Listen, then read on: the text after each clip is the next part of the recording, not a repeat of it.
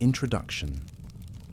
In the gentle unfolding of human history, there exist certain foods whose stories carry with them the quiet echoes of time itself. Foods that have accompanied us through long centuries with a steadfastness that feels almost meditative in its constancy. Among these, cheese holds a particularly serene place. It is a food that emerges not through haste or sudden invention, but through the slow interplay of natural processes and human observation, evolving gradually as people discovered, refined, and preserved ways of transforming milk into something both enduring and nourishing. When we speak of cheese, we are not merely recounting a sequence of technical developments, nor are we tracing a path shaped by dramatic upheavals or revolutionary breakthroughs. Instead, we are entering a landscape defined by patience, by repetition, by the steady passing of seasons, and the rhythm of pastoral life. Cheese is a product of intervals. Intervals of waiting, intervals of watching, intervals of allowing time to perform its gentle work. It invites contemplation, not urgency. It invites reflection on the subtle ways simple ingredients shift and mature under conditions that must be neither rushed nor ignored. In this extended exploration, we will journey calmly through the long history of cheese. We will linger in ancient pastures where early herders tended their flocks. We will move through the storerooms of ancient civilizations, where clay vessels sheltered early experiments in preservation. We will wander into monastic cheese rooms, cool and dim, where monks practiced their slow craft. And we will enter the more structured world of scientific understanding, industrial adaptation, and global exchange, noting always how cheese has preserved its essential character through every transition. This will be a gentle passage, unhurried and spacious. Each chapter will settle quietly into the next, carrying with it the soft continuity of a story without urgency. We will allow ourselves to rest alongside the subject, letting each idea unfold with the deliberateness and calm befitting a food shaped by patience. As we begin this extended reflection, let us move at a pace that honors the very nature of cheese itself, a pace that is steady, composed, and deeply untroubled. Chapter 1. The earliest transformations. To understand the origins of cheese, we must travel back to a time preceding cities, preceding metalworking, and preceding written language. This is a time shaped by pastoral movements, where early human communities relied on domesticated animals for sustenance. Among these animals were sheep and goats, whose milk provided an important yet fragile resource. Fresh milk, however nourishing, was difficult to store, particularly in warmer climates where spoilage occurred swiftly. Thus, humanity faced a simple challenge: how to preserve this valuable liquid in ways that extended its usefulness. The earliest transformations into cheese were likely accidental. When milk was carried in vessels made from animal stomachs, the natural presence of rennet would cause it to curdle. Similarly, exposure to heat, time, or the microorganisms residing in the environment could separate milk into curds and whey. Early herders, observing these transformations, discovered that the solid curds were not only edible, but could be kept for longer periods, offering sustenance beyond the fleeting freshness of milk. This moment, or rather this recurring observation made across generations, marks the quiet beginning of cheese. It was not a deliberate invention with a known creator, but rather a gradual recognition of what nature made possible. The curds could be pressed, salted, or dried, each method offering its own form of preservation. Over time, as people repeated these processes, small refinements emerged. They learned which conditions yielded firmer curds, which allowed for longer storage, and which produced tastes that were pleasing, or at least familiar. The earliest cheeses were likely simple, rustic, and functional. They were not crafted for enjoyment, but for survival, sustenance that could withstand travel, time, and scarcity. In this early chapter of history, cheese reflects the calm resourcefulness of societies that lived closely with the rhythms of the natural world. They did not rush toward complexity. Instead, they allowed practicality to guide them. They allowed nature to lead, intervening only gently and learning through measured repetition. The emergence of cheese in these early communities represents one of humanity's first forms of food transformation. It is a reminder that many important developments arise not from urgency, but from the patient alignment between observation and environment. Cheese began as a quiet answer to a simple need, and from this starting point, it would continue to evolve in ways that honored its unhurried origins. Chapter 2: Ancient Civilizations and the Gentle Expansion of Cheese. As human societies grew more complex and structured, cheese accompanied them, settling into the daily practices of cultures spread across vast regions. The civilizations of Mesopotamia, Egypt, and the broader Near East offer some of the earliest written records and visual depictions of cheesemaking. These records do not portray cheese as a luxury or a curiosity, but as a practical element woven into the routines of agricultural life. In Mesopotamia, ancient tablets describe milk processing with a level of calm specificity that suggests long familiarity.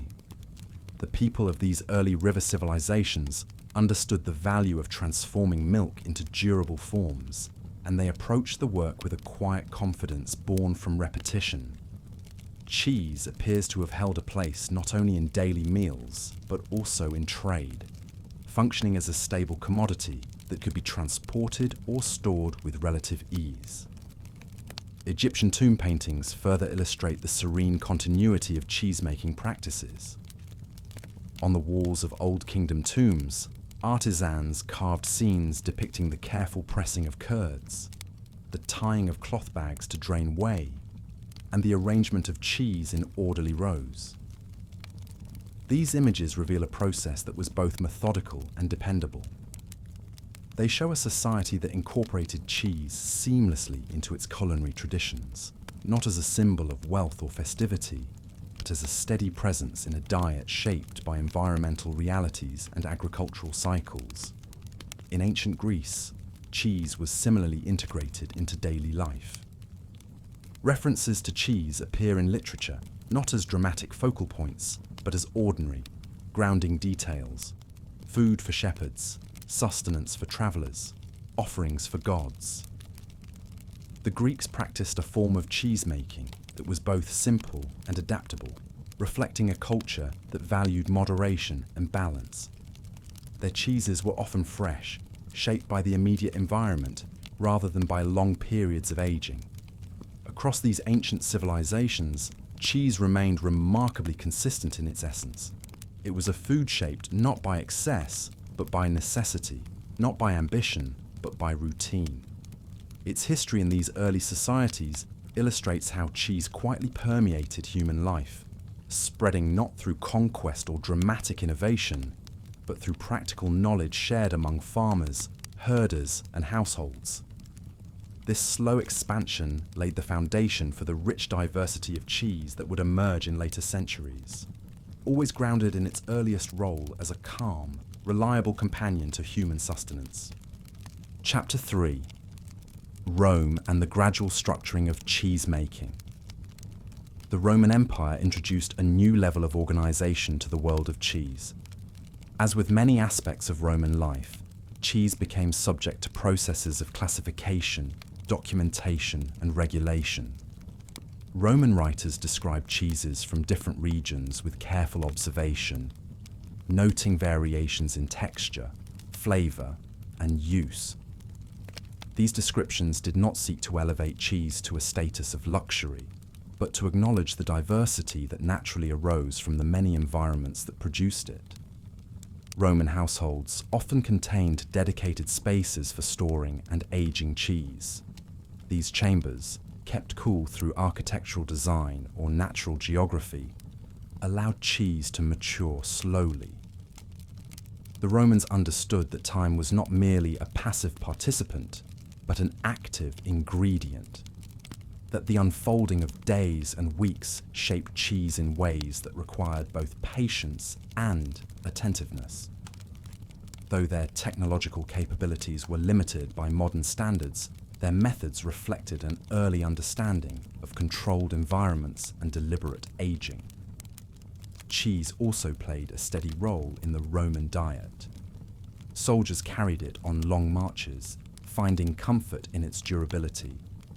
Merchants transported it across the empire, connecting distant regions through shared practices. The movement of cheese mirrored the movement of Roman infrastructure, slow, steady, and expansive. Yet even as cheese travelled, it maintained a sense of place, retaining the characteristics imparted by the milk, the climate, and the customs of its origin. What distinguishes the Roman chapter of cheese history is not innovation for its own sake, but the emergence of a more formalized understanding of the craft.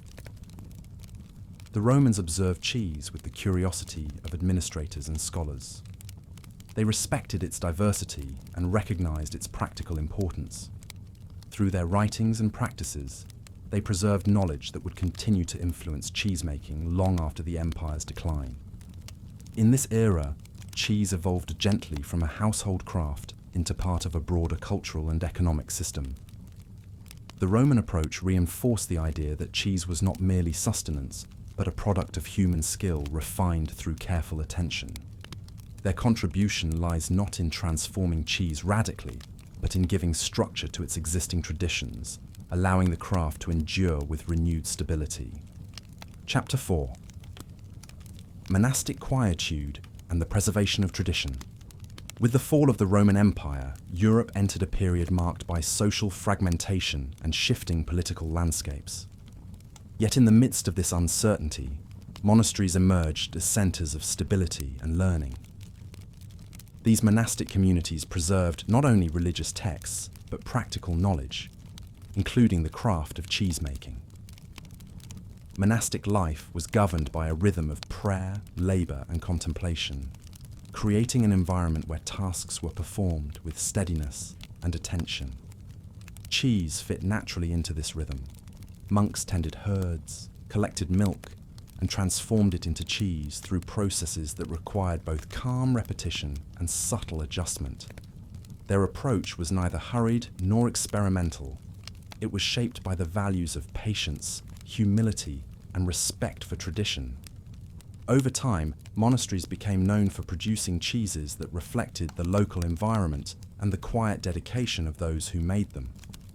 Many of today's well-known European cheeses trace their origins to monastic practices, their distinct characteristics shaped by the microclimates of aging rooms, the mineral content of regional water, and the gentle variations introduced by human hands.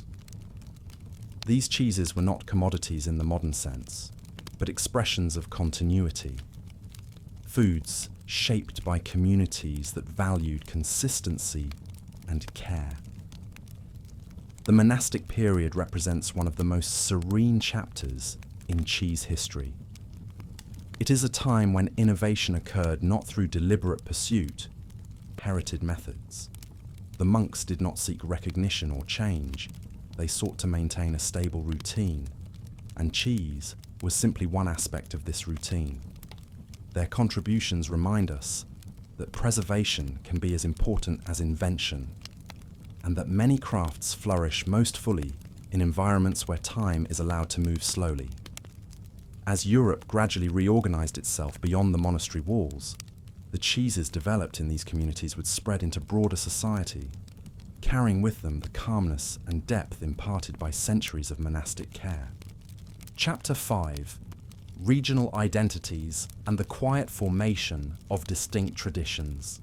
As Europe moved gradually beyond the monastic era, cheese began to assume new identities shaped not by isolated religious communities, but by the subtle interplay between geography, climate, and rural customs. Across valleys, hills, mountains, and plains, cheesemaking evolved in ways that reflected the intimate relationship between people and their specific environments. These developments unfolded slowly, as families passed down methods that had been inherited from those before them. each generation making gentle adjustments that aligned with the contours of the land. In mountainous regions, herders practiced transhumance, the seasonal movement of livestock between lowland winter pastures and summer grazing areas high in the hills. This annual migration created cheeses that bore the imprint of altitude, of wildflowers and alpine grasses, of cooler temperatures and fresh mountain air. Such cheeses matured in modest shelters or stone huts, their textures shaped by the slow aging that cooler climates allowed. The variations produced from one valley to the next were rarely the result of deliberate experimentation. Rather, they emerged from the quiet acceptance of what nature provided in each particular place. In coastal regions, where humidity and salt-laden breezes played a more prominent role, cheeses took on characteristics that reflected their maritime environments. They developed subtler flavors, gentler textures, and forms that aligned with the needs of communities who often relied on fishing or small-scale agriculture. The rhythm of cheese-making in these places was guided not by isolation, but by the steady patterns of tides, wind, and weather, forces that shaped human activity and thus the food itself. Elsewhere, fertile plains encouraged dairy farming on a slightly larger scale, though still far smaller than modern operations. Here, cheese-making remained a household or village craft.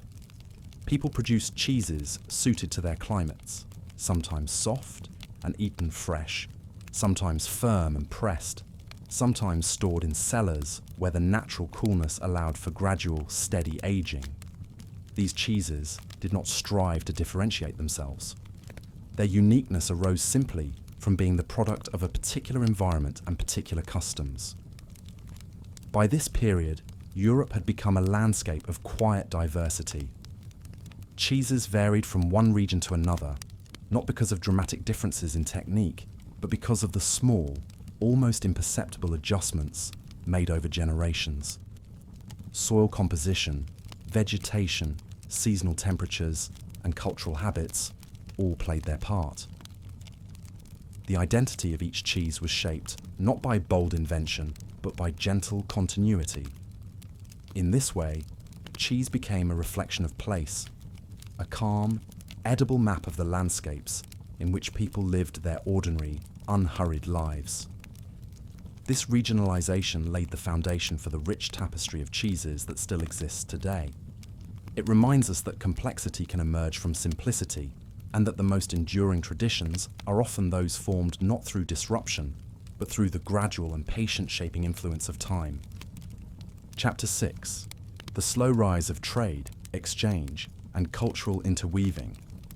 As societies became increasingly interconnected through trade, cheese began to travel more regularly beyond the boundaries of its local origins. Markets expanded in size and frequency. Roads improved. Maritime routes grew more established. And with this widening of human movement, the quiet world of cheese underwent a gentle yet meaningful transformation. Cheese was well suited to travel. Its durability allowed it to withstand the slow and sometimes unpredictable nature of transport in earlier centuries. Merchants could carry wheels or blocks of cheese across modest distances, exchanging them for grains, tools, or textiles. Over time, trade routes extended farther, and cheeses reached markets that lay well beyond the communities where they had been produced. As cheese spread, people encountered unfamiliar styles. A traveller from the coast might taste a firm mountain cheese for the first time. A merchant from the plains might discover the soft, fresh cheeses of another region. These encounters sparked curiosity, though not in the sense of rapid innovation. Rather, they led to gradual adaptations.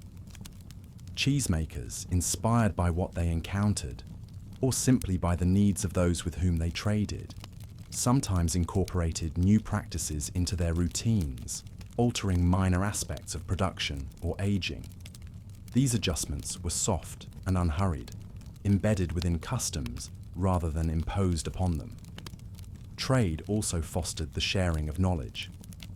Techniques moved not through formal instruction, but through quiet conversations between farmers, herders, and artisans. One person might adopt a method for pressing curds more firmly.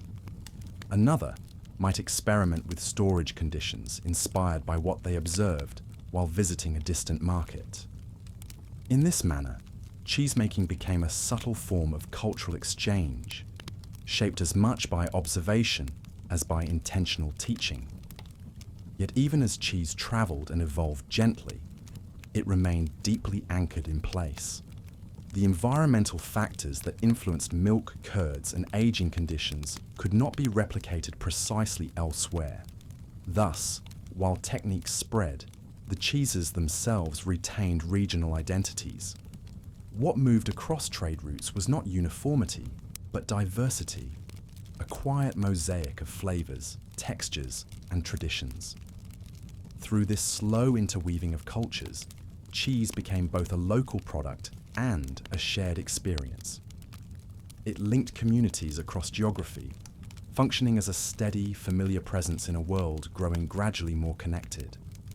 Trade expanded the horizon of cheese, but it did so with the same calm pace that defined its earliest history. It added breadth without sacrificing the depth and tranquility that had long shaped the craft. Chapter 7: Exploration, Expansion, and the Meeting of New Environments. The age of exploration introduced new chapters into the story of cheese, though these developments unfolded with the same quiet persistence seen throughout its earlier history. As explorers traveled across oceans and continents, they brought with them the foods that could endure long journeys, and cheese, with its stability and nourishing qualities, was among these. On ships facing unpredictable weather, limited resources, and long stretches between ports, cheese provided a steady source of sustenance. Its presence aboard these voyages was not symbolic of discovery, but of practicality. Cheese did not spoil quickly. It occupied little space compared to its nutritional value. It required no preparation. As crews sailed to distant lands, cheese became part of the background of daily life, a constant amid the shifting conditions of the sea. When explorers arrived in unfamiliar regions, they encountered new climates, terrains, and animal species. In some cases, they attempted to reproduce cheesemaking with local milks, discovering that the results differed based on the natural composition of those milks and the environmental conditions of the region. These early efforts represented more of a dialogue with nature than an attempt to impose familiar methods upon it. The environment responded in its own quiet way, offering outcomes that were sometimes similar, sometimes entirely new. Meanwhile, back in the homelands of these explorers, life continued with its steady rhythms. Local cheesemaking practices remained largely unchanged, shaped more by tradition than by global journeys. The influence of exploration on cheese history was therefore subtle, often occurring indirectly through trade, migration, or the gradual exchange of agricultural practices. In this era, cheese once again demonstrated its resilience and adaptability. It adjusted to new environments without losing its essential character. It provided nourishment in unfamiliar places without demanding altered techniques or urgent innovation. Exploration expanded the geographic boundaries within which cheese was known, yet it did so without altering the quiet principles that had shaped the craft from its beginnings. In this way, the age of exploration adds another gentle layer to the history of cheese, a layer marked not by conquest, but by continuity, not by abrupt change, but by the slow, patient meeting of cultures and climates. Chapter 8: From cottage craft to rural industry. As populations grew and social structures became more organized, cheesemaking began a gradual transition from being primarily a household craft to becoming part of small-scale rural industries. This shift did not occur abruptly, nor did it fundamentally change the nature of cheese. Rather, it expanded the scale on which cheese was produced while preserving the essence of the craft. In many regions, families who had long made cheese for their own use began producing slightly more, supplying neighbours, local markets, or travelling merchants. Dairies emerged in rural communities, often modest and family-run, where milk from several households might be pooled and processed. These dairies brought a sense of shared purpose, strengthening community ties through collective effort. Yet the pace of work remained slow, dictated by the rhythms of milking, curdling, pressing, and aging. The development of small-scale industry introduced more consistent patterns of production. Tools became slightly more standardized. Routines became slightly more structured. But these changes did not disrupt the fundamental principles of cheesemaking, which still required careful attention and patience. Even with more hands involved, the process could not be rushed. Milk still needed time to transform. Curds still needed time to settle. Aging continued to require environments that encouraged slow, steady change.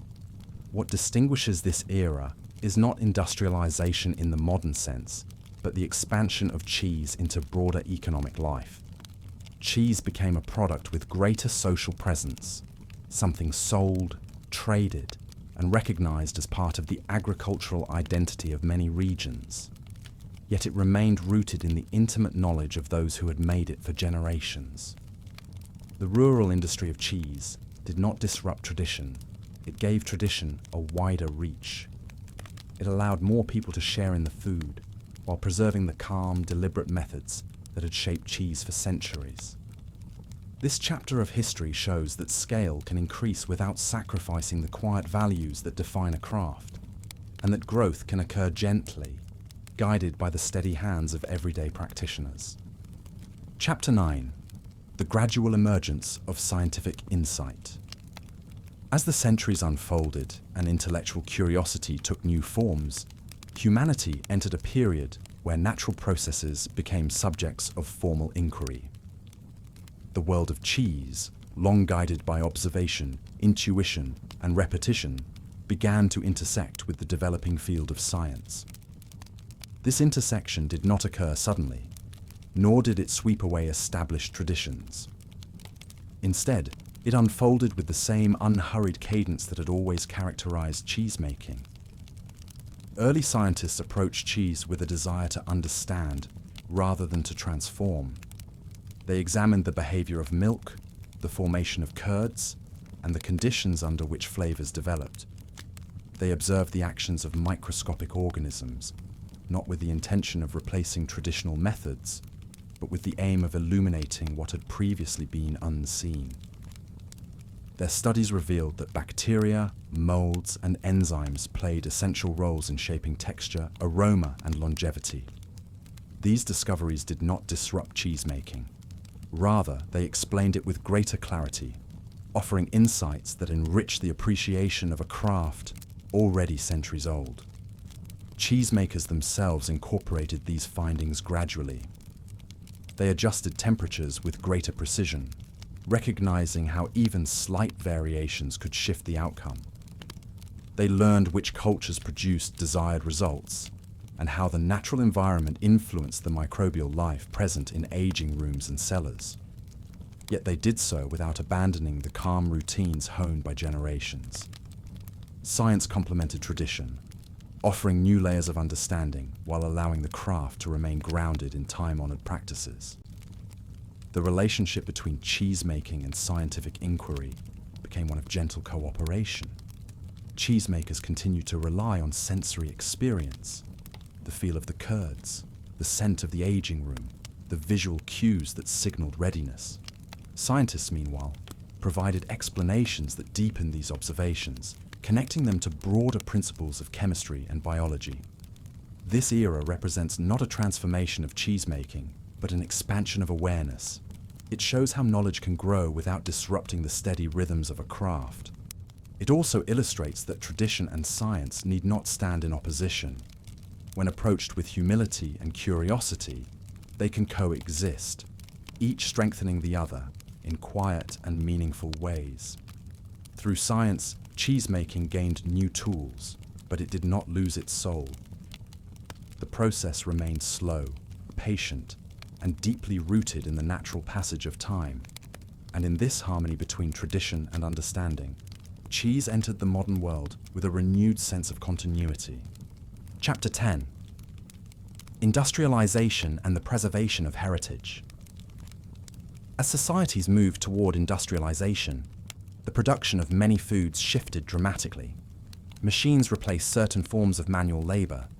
Large facilities emerged. Transportation networks expanded. Within this context, cheese faced new possibilities and new challenges.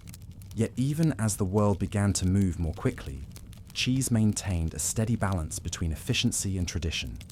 Industrialization introduced equipment that could heat milk more evenly, press curds more consistently, and process larger quantities with greater reliability. These changes helped meet the demands of growing urban populations, who required steady supplies of food that could be transported over increasing distances. Cheese adapted to these needs, finding its place in modern markets while retaining the fundamental principles of its craft.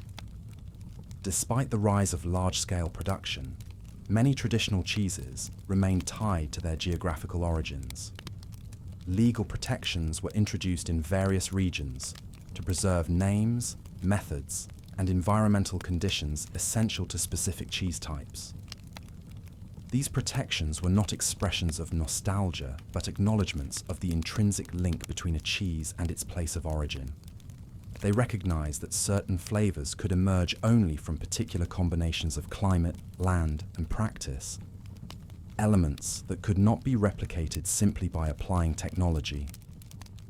Small dairies continue to operate alongside industrial facilities, maintaining practices rooted in tradition. Their cheeses carried with them the subtle variations that arise naturally when human hands play a central role in shaping the process. These dairies continue to rely on local milk, specific microbial environments, and aging rooms that bore the imprint of generations. Their work served as a reminder that scale, though valuable, need not erase the gentle complexities of artisanal production. The industrial era thus created a landscape where two forms of cheesemaking coexisted. One emphasized consistency, accessibility, and quantity. The other preserved heritage, nuance, and place-based identity. Both forms responded to societal needs, yet neither diminished the validity of the other. Cheese, in this chapter of its history, demonstrated its ability to adapt without losing the quiet essence that defined it. This balance between progress and preservation continues today. It reflects a recognition that food can serve both practical and cultural roles, and that even as the world evolves, there remains space for the slow, patient traditions that have accompanied humanity for millennia. Chapter 11: Cheese in the Contemporary World. In the present era, cheese occupies a unique position. It is at once an everyday food and a reflection of deep cultural heritage. It appears in simple meals shared among families, in elaborate dishes prepared with intention, and in markets where cultures meet and mingle. Cheese has become global, yet it retains the quiet individuality that arises from its origins. Modern cheesemaking benefits from both scientific understanding and technological refinement. Producers can monitor temperatures with precision, cultivate specific microbial cultures, and design aging environments tailored to desired outcomes. Yet despite these advancements, the fundamental principles remain unchanged. Cheese still requires patience. It still demands attentiveness. It still unfolds according to the rhythms of time. Artisanal cheesemakers continue to thrive, often drawing from regional traditions while incorporating thoughtful innovations. Their work reflects a respect for heritage, combined with a gentle curiosity about new possibilities. They craft cheeses that honor the landscape, the animals, and the methods that shaped earlier generations. Their products serve as reminders that tradition can remain vibrant even amid global change. At the same time, industrial cheesemaking ensures that people across the world have access to affordable and consistent cheese. This accessibility has made cheese a part of daily life for communities far removed from its historical origins. Whether used in cooking, eaten on its own, or enjoyed in new culinary contexts, cheese has become a versatile and familiar companion in modern diets. In kitchens, restaurants, and households across the globe, cheese brings a sense of continuity. It links contemporary meals to ancient practices. It invites reflection on the simple processes that transform milk into something enduring. Even in a fast-paced world, cheese encourages a slower perspective, reminding us that some foods achieve their greatest depth through unhurried maturation. The contemporary chapter of cheese history is therefore characterized by coexistence of tradition and innovation, of local identity and global availability, of artisanal craft and industrial production. All these elements form a gentle equilibrium that reflects the multifaceted role cheese plays in modern society. Through it all, the essence of cheese remains unchanged, shaped by time, care, and the enduring partnership between human hands and natural processes. Chapter 12: A Global Tapestry of Quiet Traditions. As we reach the broader landscape of the modern world, cheese emerges as a symbol of cultural diversity expressed through calm, enduring traditions. Across continents and climates, cheese is crafted in ways that reflect both the universal nature of the process and the particular character of each region. This global tapestry is not woven quickly. It is formed through accumulated knowledge, steady habit, and the gentle passing of skills from one generation to the next.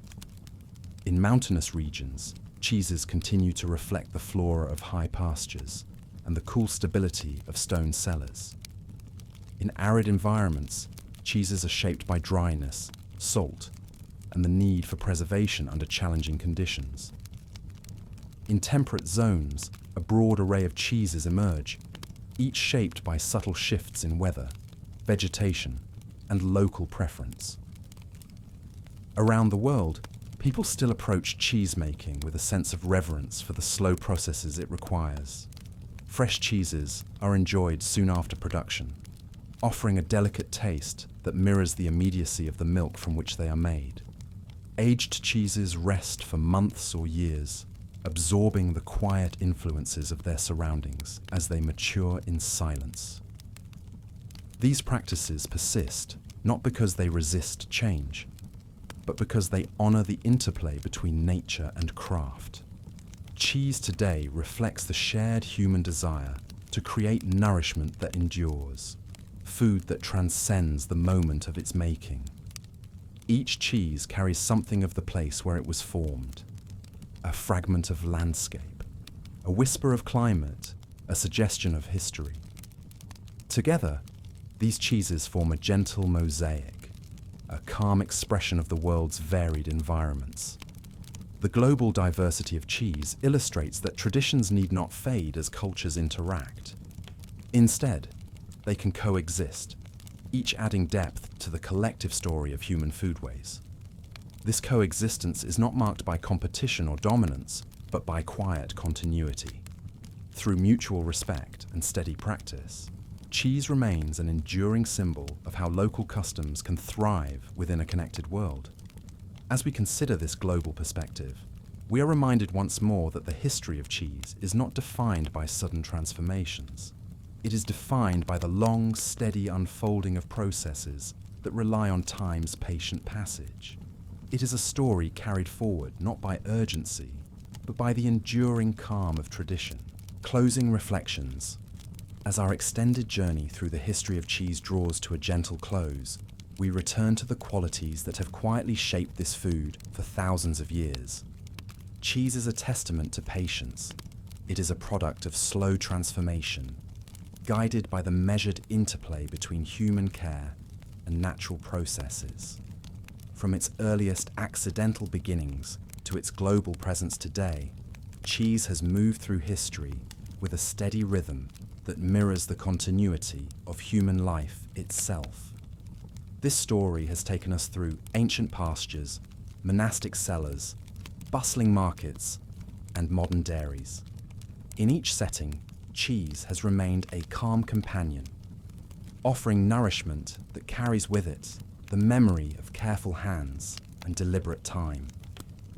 It reflects landscapes, cultures, and traditions that have evolved gently through centuries, and it continues to offer comfort and continuity in a world that often moves with haste.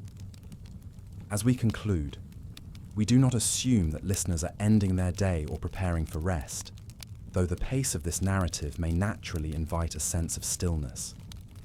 Instead, we acknowledge that moments of calm reflection can occur at any time, providing quiet space in which to appreciate the enduring qualities of simple crafts.